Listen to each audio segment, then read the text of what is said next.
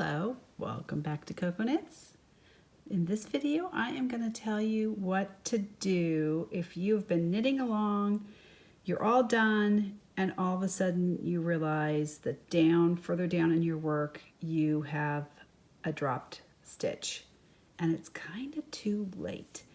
Even if you were to go back and undo this bind off, you're so tight in there because the stitch was dropped and then you went on knitting that you're not really going to be able to pull a stitch up in that tight space there. So instead, we're just going to go in and repair this from behind. So the first thing you want to do is catch the stitch. If it has started to drop down, that's all right. There's where the bars are.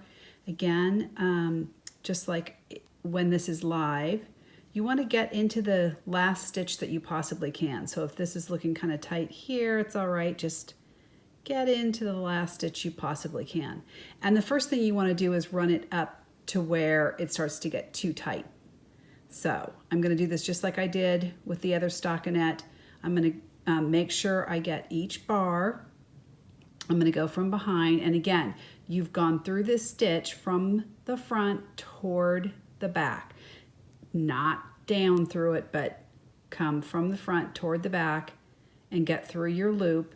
And then you're going to pick up each bar from behind and pull it toward the front, through that loop, toward the front. So again, scoop up the bar from the back, pull it toward the front, up through that loop, and you do that until you really can't get, now they're too tight. Now I can't do anything about it.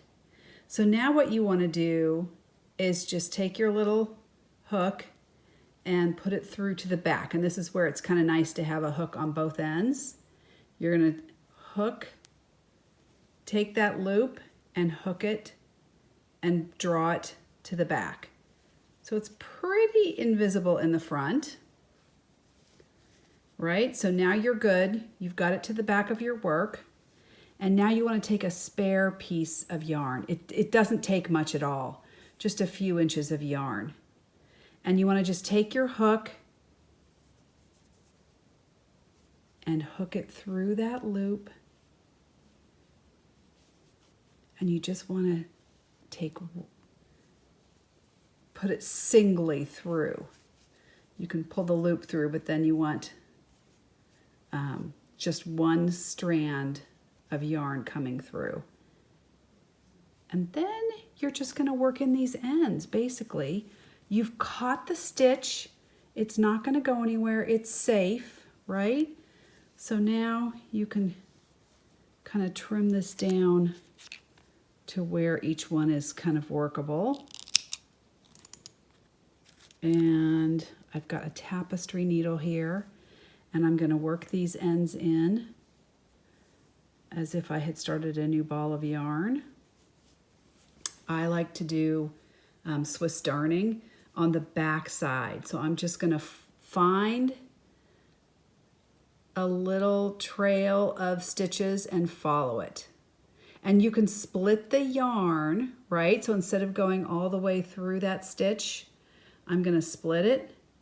And that makes it a little bit less visible on the front. So always at an angle. So I'm going to angle, it's kind of figure 8. Angle back, and then the yarn comes and it does a little frown and comes back through, angles back down. And we have a video for specifically how to do this. I'm going to split these stitches so that they're a little less visible on the front. This makes the yarn really float on the back of your knitting and makes it less visible on the front. Come on. When you want to split a stitch, you can't. Okay, there we go. That's enough. Just a couple stitches over in that direction and then a couple in the other direction. And then you can see, yes, if you knew, you're one stitch short That's where that stitch suddenly disappeared. But at least you have a fabric that, you know, unless you're really looking, no one is going to know. And if someone sees that, they are standing too close. So then I'll just work this tail in the same way, going the other direction. And we're all good. Drop stitches are not a problem. Not a rippable offense. That's okay. All fixed. Carry on.